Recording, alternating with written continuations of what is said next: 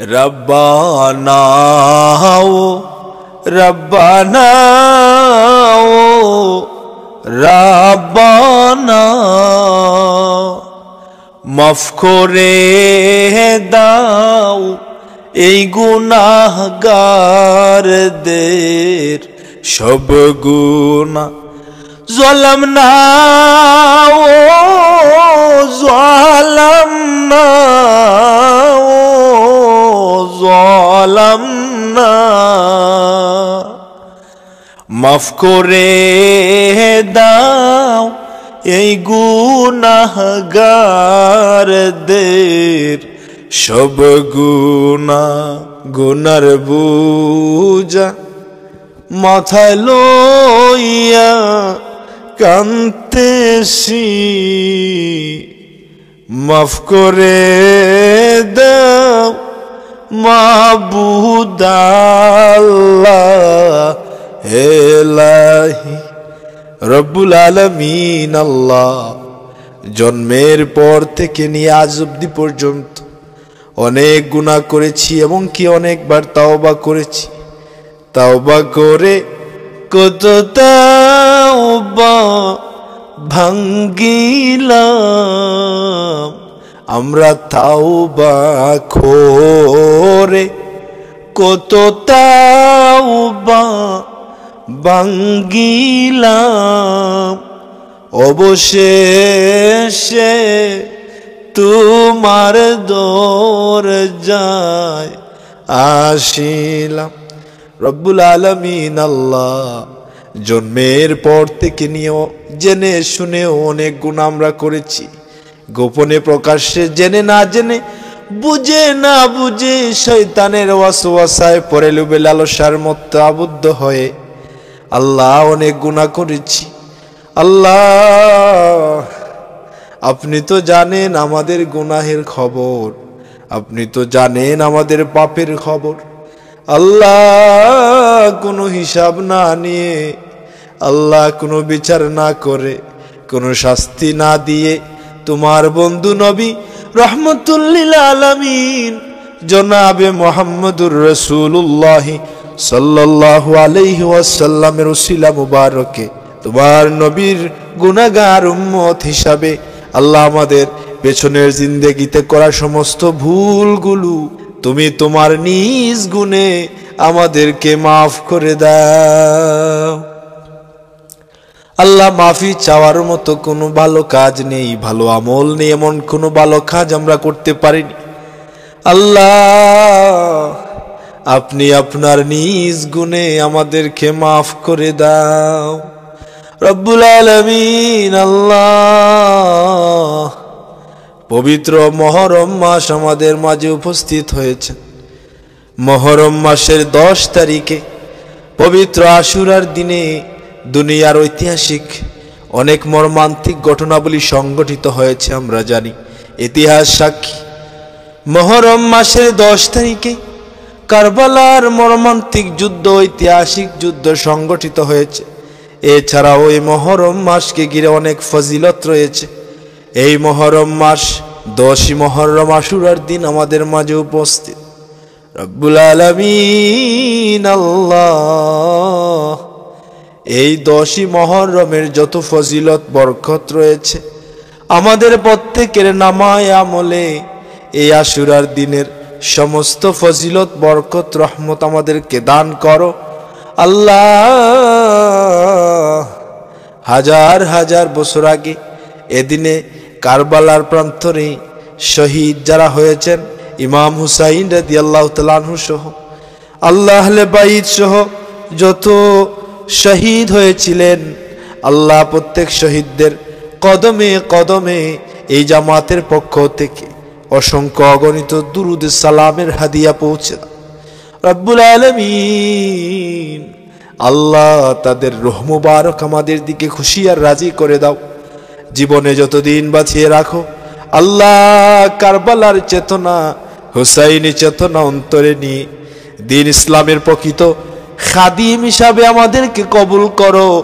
দিন ইসলাম টিকিয়ে রাখার লক্ষ্যে যুগে যুগে আমাদেরকে সঠিক আকীদা মেনে চলার তৌফিক দান করো রব্বুল আলামিন আল্লাহ এ ফিতনার যুগে, নানা মতাদর্শের এই যুগে, ভয়াবহ সেই জাহিলিয়াতের যুগের পরে ভয়াবহ এই ফিতনার যুগে আল্লাহ আমাদের ঈমান ও আমলকে হেফাজতে রাখার তৌফিক দাও। আমাদের ইয়াকিন বিশ্বাস ঈমানকে পরিপূর্ণতার সাথে সঠিক পথদর্শ, সঠিক পথে অবিচল রাখো। সঠিক চিন্তা চেতনার মাধ্যমে আমাদের এই জীবনকে পরিচালিত করার তৌফিক দান করো।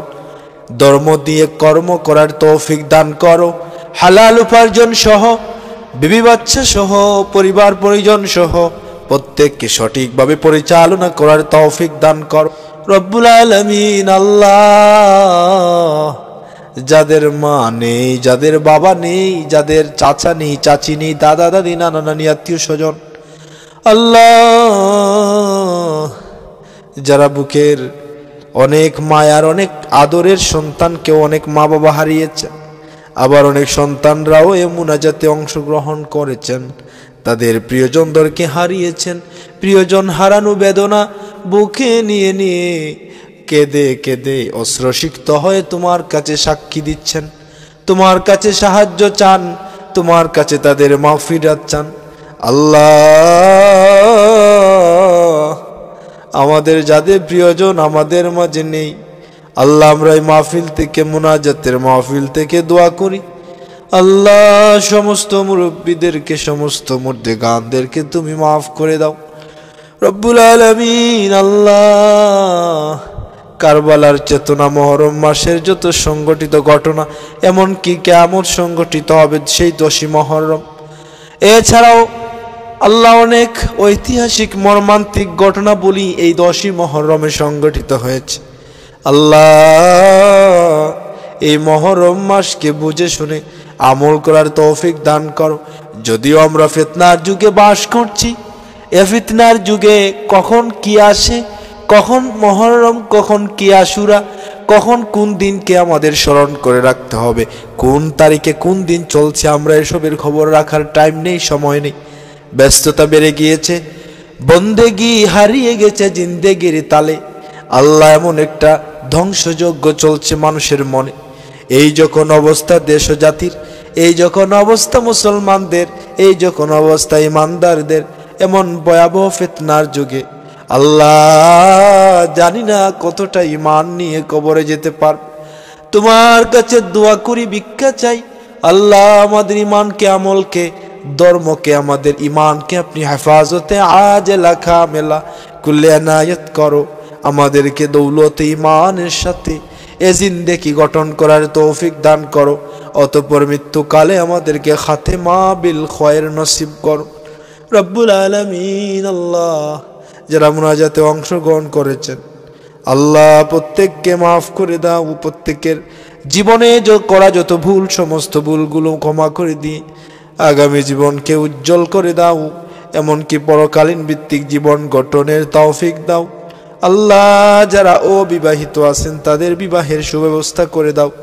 যাদের ঘরে উপযুক্ত ভাই, উপযুক্ত বোনেরা রয়েছেন, অতি দ্রুত তাড়াতাড়ি তাদেরকে সৎসঙ্গী কিংবা সঙ্গিনী দান কর রব্বুল আলামিন আল্লাহ।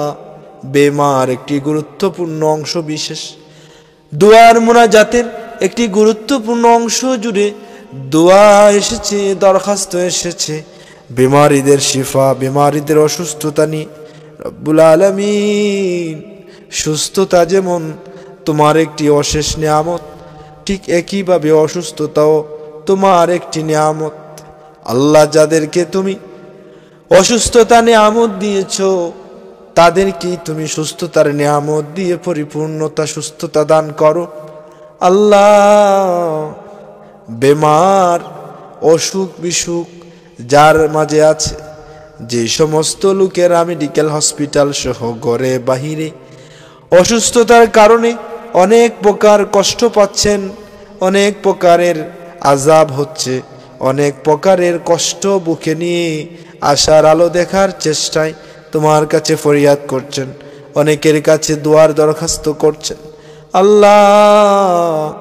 তুমি তো জানো, তুমি তো সবই দেখো, কাকে কোন পরীক্ষা করেছ, কি দিয়ে, কোন অসুস্থতা দিয়ে, কাকে কোন অবস্থায় রেখে, কোন পরিস্থিতিতে ফেলে তুমি তার ঈমানের পরীক্ষা করছো আমরা জানি না।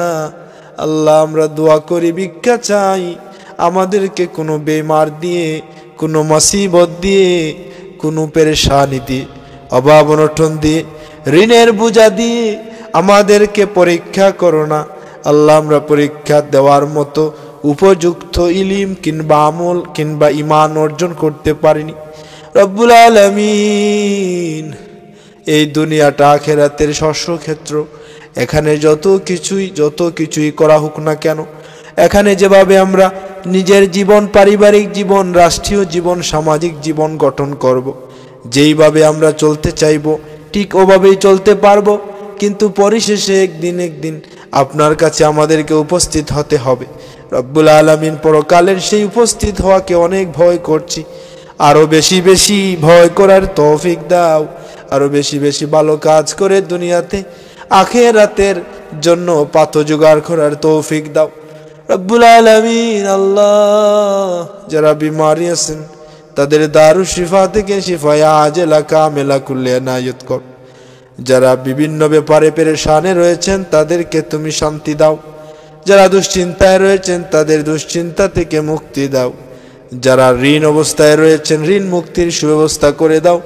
বিদেশ যাত্রী যারা রয়েছেন সালামতে গন্তব্যে পৌঁছে দাও। যারা অবস্থান করছেন প্রবাসে নানান দেশে, আল্লাহ হালাল উপার্জনের তৌফিক দাও। দেশে বিদেশে মা বোন যারা রয়েছেন সবাইকে হেফাজত করো।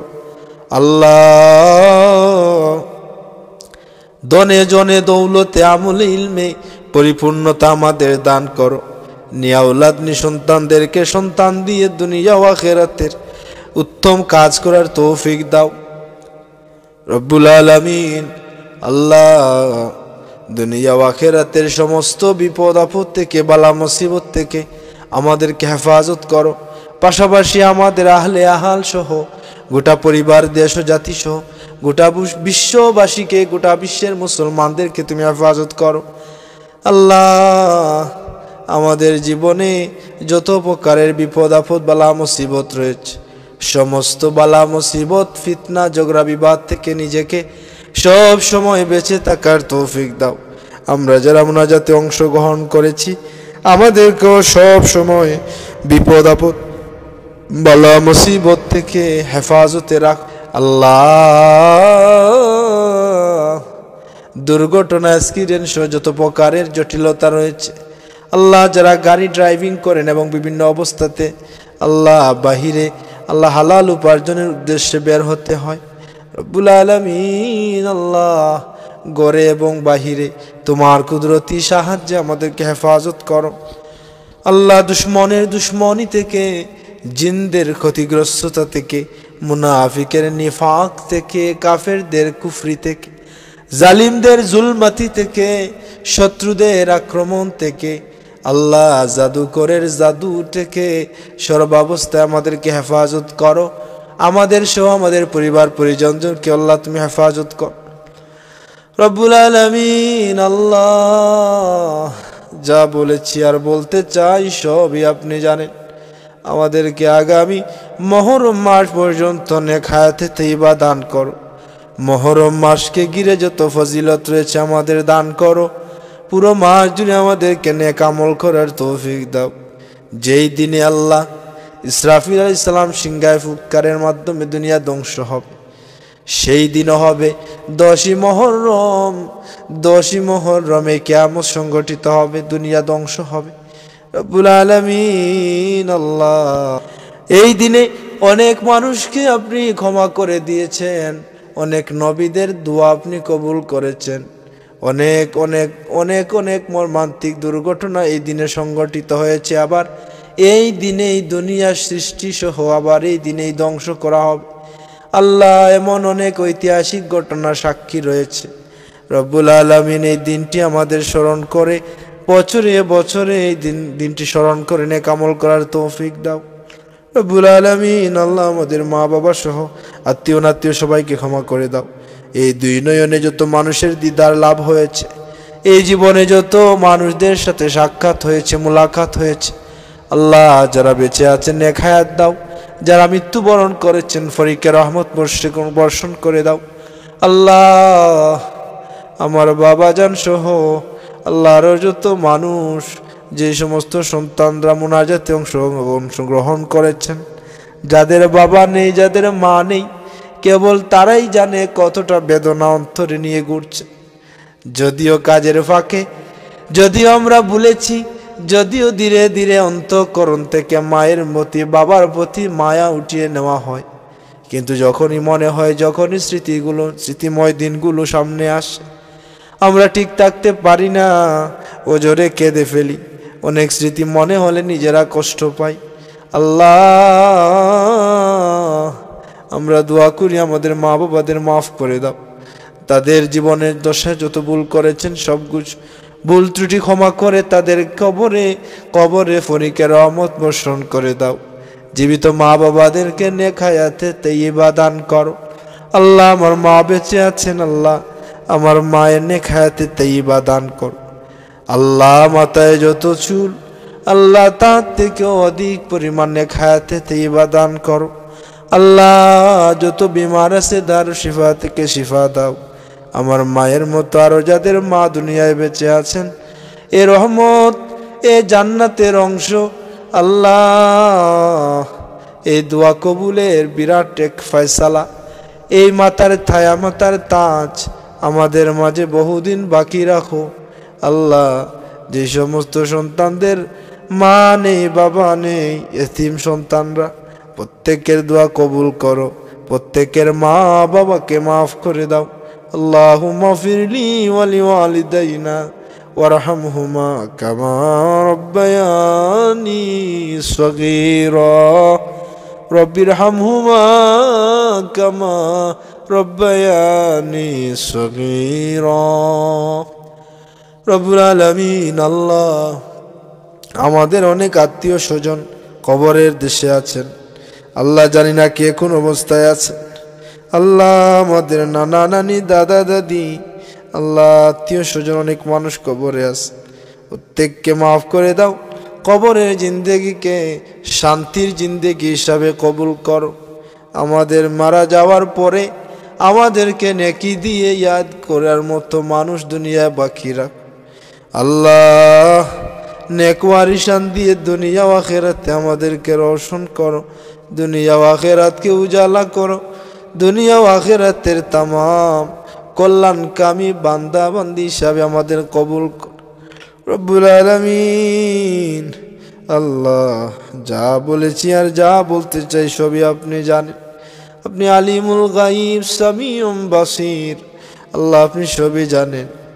দয়া করে আমাদের মনের যত তামান্না, মনের যত খায়েশ, এ কারণে একবার নিয়তা পূর্ণ করে দাও। দুনিয়ার জীবনে যত ঘাটে আমরা আটকে রয়েছে উদ্ধার করে দাও। হালাল উপার্জন করার মাধ্যমে সুস্থতার সাথে তোমার মকবুল গোলামি আমাদের নসিব করো। সব সময় ভালো কাজ করার মতো তৌফিক, সব সময় মানুষের উপকার করার মতো তৌফিক দাও। সব সময় পাপ থেকে মুক্ত থেকে নেক আমল করার তৌফিক দাও। মনের ভিতরে লুকায়িত প্রকাশিত হিংসা, নিন্দা, ইগো, অহংকার যা আছে সব কিছু দূর করো। আমাদের ভিতরে সব সময় তোমার ডর আর ভয় দিয়ে পরিপূর্ণ করো। আমাদের ভিতর থেকে অহংকার, হিংসা, নিন্দা দূর করো। জেদ, অহংকার দূর করে একটি খাঁটি, সুন্দর, কলঙ্কহীন জীবন গঠন করার তৌফিক দাও। মানুষের কল্যাণে, জাতির, দেশের কল্যাণে কাজ করার তৌফিক দাও।